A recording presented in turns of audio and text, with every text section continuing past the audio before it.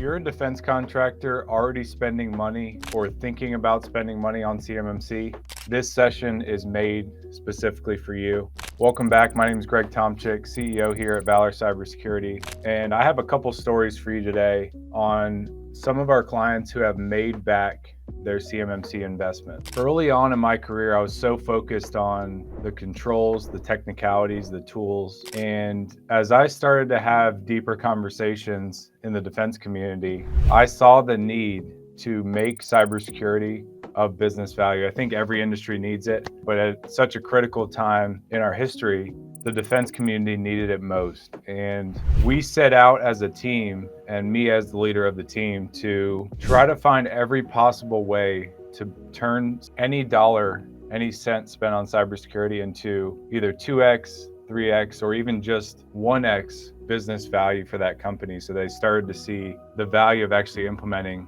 these protections, because at the end of the day, it did protect them, from cyber attacks and breaches and the legal risk that came along with it. But that was not enough for a lot of these companies to take action. So we had to get creative. We had to find ways to help them see and help them have that mindset shift to actually see the business value on the other end. And we took that as a challenge. It wasn't an easy challenge, but a lot of people see cybersecurity and compliance as one and the same. They just see it as a cost of doing business, which, for a lot of companies it is. For 90 to 95% of companies, they just spend money on it, and that's where it stops. They don't take the extra step forward to reap the business value. But recently we've been able to help two specific companies that I'm going to talk about today and tell their story, because I think it's going to help you resonate as an audience with either one of these stories. It's really going to help you see clearly how you can connect that dollar spent on cybersecurity and CMMC to the business value on the other end, and how you can leverage it to help grow your business. That's ultimately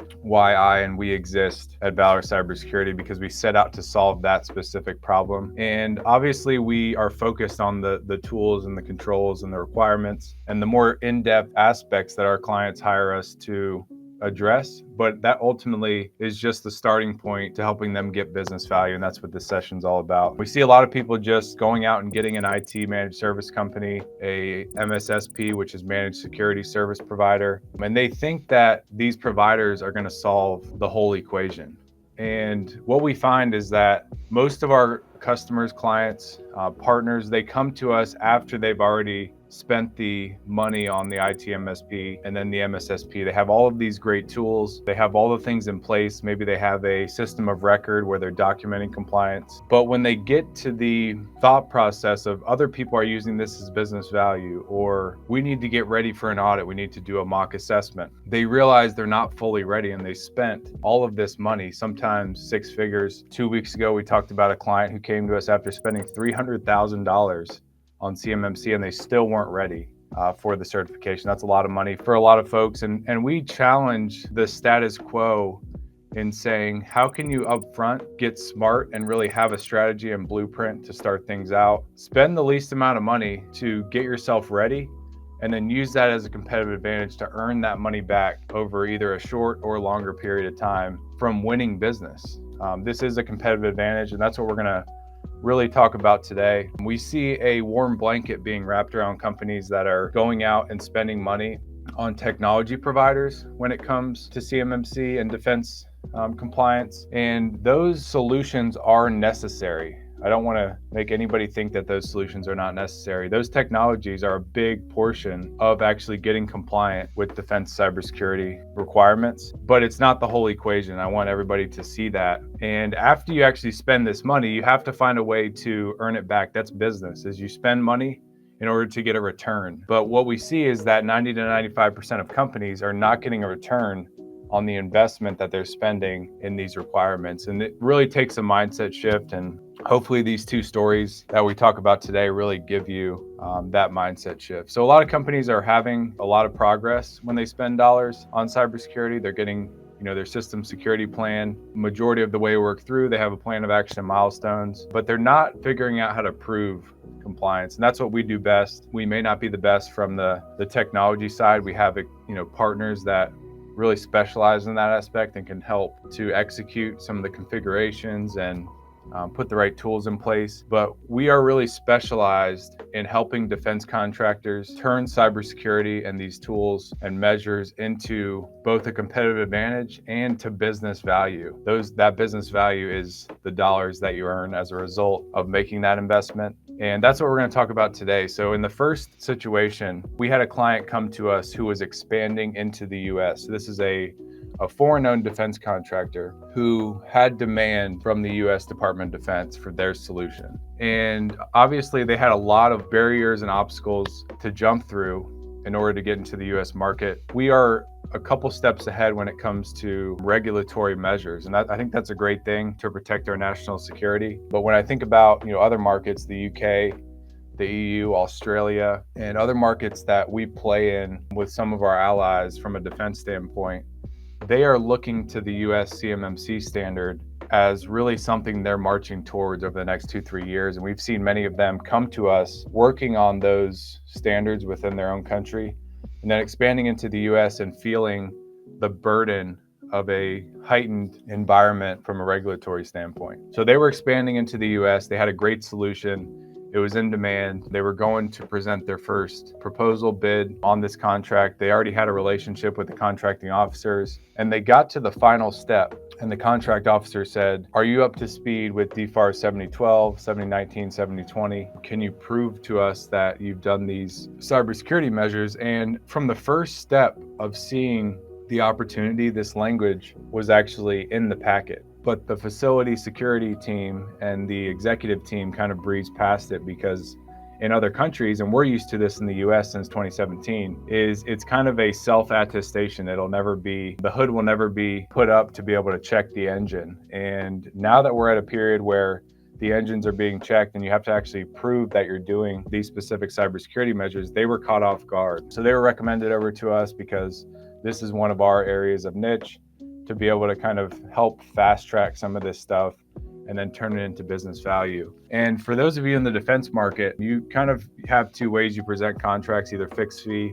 or cost plus contracts, or cost plus pricing. And obviously there's hourly rates and things of that nature, and rate cards and all of the other technicalities that we'll leave to the accounting folks. But this company specifically had cost plus pricing structures. And what we encouraged them to do was to ask their contracting folks, how urgent is CMMC to be implemented? And because of the sensitivity of this customer, this future value creator for the Department of Defense, because of how sensitive their solution was, they wanted them to have it within 3 to 6 months so that, they could be on track, submit a POAM, submit an SSP, and then be awarded the contract. And then they could submit progress over the coming months through their plan of action milestones and updates to that contracting officer. So what we encourage them to do is to bake in the budget and the realistic anticipation of costs into the contract. And because they had such a great working relationship with that contracting officer,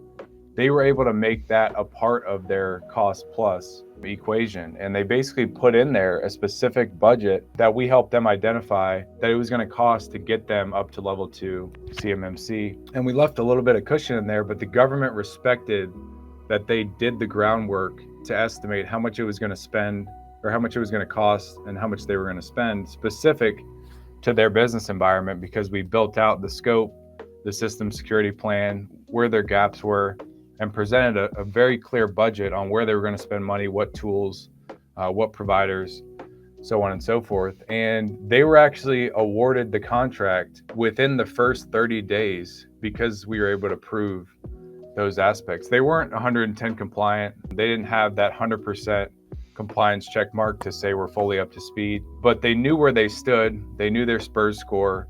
They had all the documentation they needed, and they had a plan to execute and spend resources and money on getting up to speed. And the government saw that as a competitive advantage for them. So they were able to be fronted the money that was going to be that plus those administrative costs, which at the end of the day, these cybersecurity measures are administrative costs to serve the government in the best, most secure way.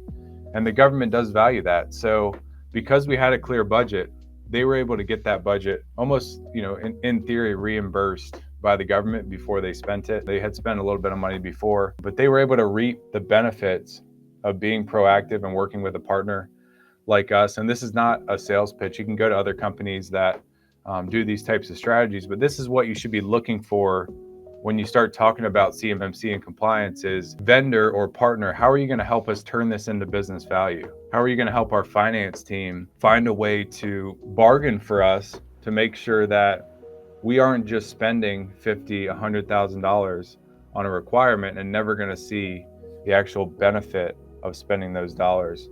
And I think that's extremely important from a mindset shift standpoint. A lot of people still see cybersecurity as this black magic topic of fear mongering, and people want you to spend money on it to prevent some type of widespread cyber attack or data breach or legal case. Those are all still true and remain true, but that's not going to resonate with a business-minded person. There's always risk in business, and you can't just look at every risk and say, I'm going to spend $100,000 to minimize that risk. A lot of companies are just accepting the risk because they still don't fully understand it. But if we flip the script and say, you can create business value out of this and prevent and minimize all the other stuff as well, it's going to resonate much more with the business folks. And that's ultimately what we pride ourselves on. It's obviously getting in the technical and fine print weeds of CMMC and defense compliance and making sure all of those boxes and objectives are reached. But ultimately, the business value is what we have to do to zoom out and say, how do we help this company actually earn back their investment, both in us as a provider, but all of the other great tools and providers they use in order to accomplish this objective. And that company earned it back in 30 days. The next story is a company that actually earned it back in less time. They earned it back in it was about 19 to 20 days later. We have been working with them for a while. We worked with them since before they had an IT provider. They were a US-based defense contractor. They went from 25 people to about 70 in a very quick order of time. And it was an amazing time for their company. They had a leadership team of Navy veterans, and they knew the space really well. And up to this point, 2017 came, they were signing the dotted line saying we're CMMC or we're DFAR 7012 compliant. This was before CMMC.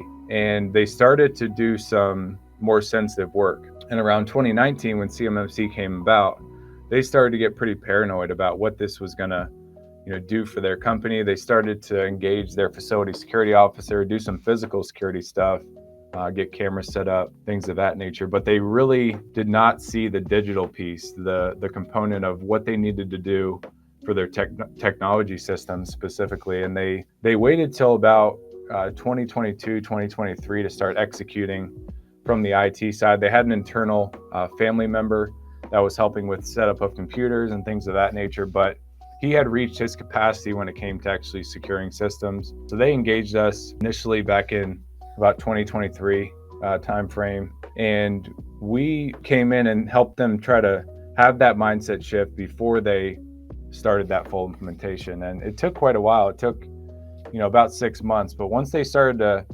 had that budget and started to spend money, that's when we started to turn the clock on and say, how quickly from that mindset shift of them seeing it as business value and starting to allocate company resources, limited at that time as they were expanding. They didn't have great margins, but they knew that this was a requirement. So we tried to help them see that per dollar return on investment. So as they spent that first dollar and said, we're going to hire an IT managed service company to start getting all of our laptops, on the same sheet of music and configurations, that's when we turned on the switch. And it was an amazing time for their company because they were expanding quickly. It was the end of the calendar year that when the government in September says, we have to spend, the rest of our budget. They were in prime position to earn some of that money. Obviously, their proposal office was very busy. Put a letter with each of their proposals and bids to basically say, we have one more control left for level 1. We've engaged an IT MSP. We're marching towards all of the documentation and physical security requirements to be able to portray that they had the plan in place. And we basically put that letter down on the table within the first couple of days. I think it was the end of the first week, because they had engaged the IT MSP. They had a plan of how to ramp them up within a short period of time because they had a lot of the IT templates and things that they could push to their environment. And about 2 weeks into that clock being turned on, they had went and won a contract. And they were able to see, by having that letter, maybe it wasn't the only reason they won, but they now saw that just to have this additional component to their security program, they now were able to earn more money. This was their biggest contract yet. And it wasn't any coincidence that the government now saw them as more sensitive from a solution standpoint, and they wanted them to do these requirements. And they were recognizing it before they were being heavily asked by the contracting officer, which allowed them to earn this bigger contract. And leadership saw that. It wasn't a coincidence that because we now had this letter, they won their biggest contract. They did the preparation, they did the mindset work, they worked with somebody like us that helped them see that there's business value on the other end. It might not be 2 weeks, sometimes it is. It may be 2 months, maybe 12 months, but you have to see the process in order to take those small steps in order to get there. And it was such an incredible result that we were so proud of, because there was a lot of doubt at the beginning. They basically said everybody in our network, spends money on cybersecurity but never sees a return. And we always take that as a big challenge for us, because that's what we're so focused on. And it does take a lot of conversation, a lot of back and forth in order to get people there, for them to see that light of business value. Those are really two stories. So you have the foreign-owned company that was expanding to the U.S. They were, seeing a very tight regulatory environment.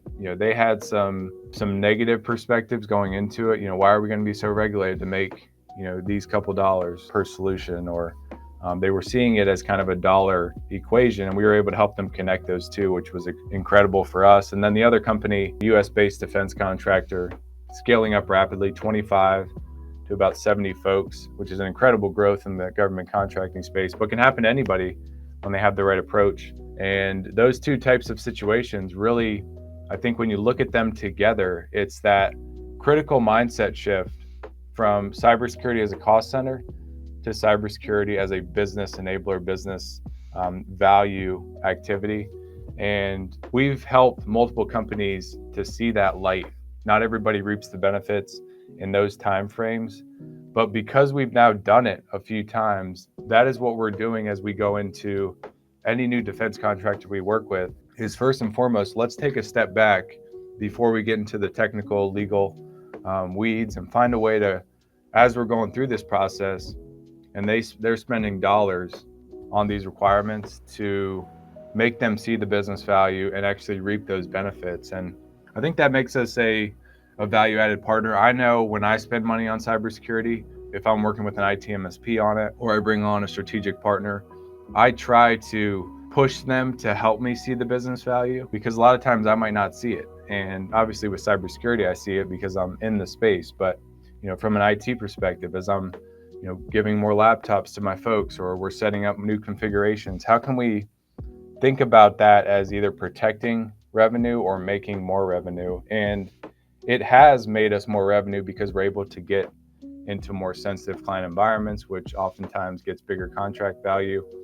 And the government values companies who are doing this. A lot of times it's hard for leadership to see that. If the government has set this requirement, they want every defense industrial-based contractor to do these types of measures. And when you do it and you prove it, then you're showing them that you respect doing business with them, and you're trying to build a positive reputation. If you don't do it, you're basically telling them that their requirements don't matter, and that ultimately is going to either push you out of the market, or you're not going to win contracts over people who are putting that best foot forward and showing respect and value to the relationship between your contractor and the government. So I want to encourage everybody just to have that mindset shift. It is possible to go from cybersecurity as a cost center to cybersecurity as a revenue generator and a business advantage in the market. A lot of people talk about that, but I think those two stories really help folks see how the process goes. It's, let's make sure you get compliant. That's the problem set people come to us with. They just want to get compliant and get it off their plate. They go ahead and engage an IT MSP, managed service company. They hire an IT person. They go get a managed security service provider to have all the great whiz-bang tools. And they end up spending money on, some type of system of record, a compliance management solution. And now they have 3 great solutions of tools, but they're still not 100% there. And a lot of them are scratching their heads on why are we not 100% there when we've spent, $60, $80, $100,000 a year on these great solutions that we know a lot of people are going with because these companies are thriving. But they're not seeing the full picture of what's the blueprint of how we actually get from 0 to 1 or 50 to 1, 50 to 100, or how do we get from a negative SPURS score to either a positive or that full 110. And I think that's what a lot of people are ultimately missing. And that's why I wanted to put on today's session, is to kind of help you connect the dots there. A lot of companies, as I mentioned earlier, are getting the warm blanket of these providers because they're promising that they're going to do their best in this whole equation. And they are giving you a roadmap that just puts their solution in the roadmap to look and sell their solution the best they possibly can. There's nothing wrong with that, but you have to make your own blueprint. You have to make your own process to get there because your business is unique. You have maybe unique strategies that you could segment out your sensitive environment from your commercial environment to help you save money. A lot of these providers may say, you need to protect your whole organization with these requirements and with these measures because it makes them more money per user. So you have to watch out for that. Everybody's not bad. There are great providers out there, but you have to realize, where is their intention coming from? Are they trying to fit their solution into your environment, or are they looking at your environment and saying, here's really how our solution could provide business value throughout it? But here are the things we don't do. A lot of times on sales call or a demo, a lot of folks don't even mention what they don't do. They're just mentioning all the features and things that they do. And when we sit on these vendor calls, we're thinking about all 320 objectives, 110 controls. How do we use this solution to increase the SPURS score and get as much business value as possible? And we often ask, what do you guys not do? What controls do you not address? And oftentimes they don't have an answer for that. They know the ones they do address, and that's perfectly fine. We can make that distinction, that translation for the folks that we work with. But I encourage everybody to ask what you don't do. A lot of times people ask us that as a company, and we know what we don't do. We don't do any of the tools. We provide the blueprint, the guidance, the documentation, proving that you're doing all of these great things, but we don't provide the tools, and that's why these other providers are necessary. But we see way too many people come to us after already spending 50, 75, 100 grand on these solutions, and then we have to kind of either get rid of certain solutions or reconsider the scope of the environment, which costs some additional obviously time, resources, and energy toward this process, and it's really not needed. You can save that up front by having the mindset shift earlier rather than later. So try to get away from that warm blanket. Try to see a way to see the light. The warm blanket's great once you're already compliant and already ready and have a system in place across the board. That's when you get the warm blanket. Don't get the warm blanket by somebody over-promising, and then when you get to the audit, you might realize that they're under-delivering from that standpoint. So when we see the problem set, what is the problem actually? The problem is most companies don't have a holistic strategy. They just have a system, maybe a compliance management system that has their documentation in it. They have, a number of gaps, maybe it's 50 gaps, and they're basically just going out and finding a tool to plug into those gaps. And those tools don't always fully satisfy. Maybe they don't give you the evidence you need, but they do a great scan. You have to kind of think about the whole life cycle from, does it address the actual requirement? Can you get the evidence to prove that you're actually implementing that tool correctly? And then have you documented it as well to prove why you're doing that and with, what type of activities you're doing it with. And that's the resource plan that we often develop that is missing from a lot of companies. They might have a system security plan and a plan of action and milestones to show the gaps, but they don't have an actual resource plan to show how they're using either external or internal resources to actually accomplish these objectives. And that's something that the auditors, what they call the assessors, the C3PAOs, are going to be looking for, is evidence to prove that you're doing these aspects. And that's what a lot of companies are missing today. And when the contracting officer or prime contractor comes to a sub and says, we want to see your plan of action milestones, or we want to see your system security plan, they basically start this whole scramble to be able to try to put different pieces together, gather evidence. And it's a fire drill at the end of the day. It's unnecessary stress that companies don't need. So, think about how you can zoom out a little bit. Does your team need a mindset shift on switching this to business value? Do your partners encourage you to see this as business value and as a revenue generator that will help you win bigger contracts? And that's ultimately what we want to see any of the folks we work with or interact with through these webinars, is for you to walk away and think about, how do I use the dollar I just spent on cybersecurity, on CMMC, to win bigger contracts? Because that's how we think as a company, is how do we use all the great things we're doing from a security perspective, use all the expertise we have to have a bigger impact on companies that are operating in sensitive environments. And that helps our business grow because we have that mindset of business value. So you need to have a holistic strategy in place. You need to have somebody you can ask questions to get creative. I think the most creative companies are the ones that really skyrocket, especially in the defense contracting space. Is how do you get creative with the dollars you spend? Those, the cost of doing business plus, any administrative, things of that nature that come along, or these requirements are a cost you're incurring, and then there may be some things, plus some of the revenue you need to generate to keep the lights on. There's things of that nature that the government values by engaging you as a contract that a lot of people just leave out of the equation, and they're honestly leaving valuable dollars and revenue profits on the table, which we don't want to see anybody do. So those are two stories that I found fascinating. I really wanted to share those with you because we oftentimes don't get people talking about these creative strategies. And when I have these things happen inside of our business, I just wish I could share it with the entire world so that they can see the strategy without paying somebody 20, 25 grand to get there. Obviously, if you reach your capacity and you're ready to kind of buy back some time and not use internal resources, there's great providers out there that can help you do it.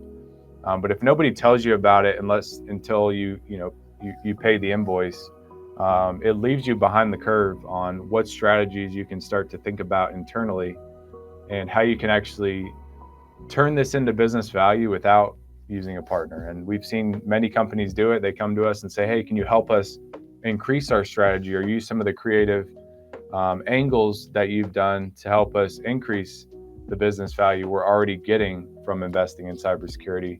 It's a continual process. It's not you have it all figured out and you're getting business value from it and you can't get any further business value from it. It's really a continual process of the contract renewals, answering questionnaires the right way and creatively, and then making sure you continually stay compliant. Once you're at that 110, you have all 320 objectives in place, which we've seen very few companies come to us and have everything in place from a documentation and a technology standpoint. But if and when you get there, there's going to be ways you can leverage that as a competitive advantage, whether that's you as a sub to primes, you as a prime contractor to the subs that you work with. You can kind of set a standard for the contracts and the subcontractors you're working with and help them get up to speed as well, which helps you as a team, as a partnership, really elevate how you guys are doing business to win that next contract or win that renewal at a higher dollar value. You got to negotiate and advocate for yourself, for your company in the best way possible. And that's what this mindset shift really helps you to do at the end of the day. So I wanted to put this on. I hope you found a lot of business value from it. Please ask questions, put them in the chat, direct message me, tell me your situation, tell me what you're thinking about doing for the business value that you're going to use in your specific angle of defense in order to gain that business value. And I think that's going to be so important for your business. I think it's going to help elevate your business to the next level. We've seen it time and time again. These two clients are just two clients that we've had recently that have gained their investment back. And when we're able to do that, to say, we're going to charge you X, but we can not guarantee, because we're not going to put a stamp on anything. That's not how we do business. But if we can say we just helped a similar client, win back our costs plus some, and to show them that clear example and then prove it to them and make that our mission, Once we prove it to them, that is a huge win for everybody involved, including the government. So it's that win-win-win that we like to see, where the client's winning, they're getting their money back, plus growing their business, winning more contracts. A win for us because we're able to use our specific expertise in order to help both national security and the government, but also this contractor thrive in the market that they're in. And that's really that triple win that we try to strike each and every day as we do business. That's where it ultimately becomes worth it. It's not just about an exchange, a transaction of dollars, and then we run somewhere else. We really see this as the biggest cybersecurity initiative in really the history of the world right now. Obviously, the history of the U.S. We see a lot of other countries, the EU, the UK, Australia, Dubai. They're starting to really have a lot of buzz around these defense standards. The U.S. is leading the way in setting really the standard at the end of the day with CMMC, and a lot of other countries, Canada, we're seeing them lean into it as well. So these other countries are establishing it as well, but the U.S. is the first mover in this space from a how do we certify these requirements. And there's a lot of dark holes.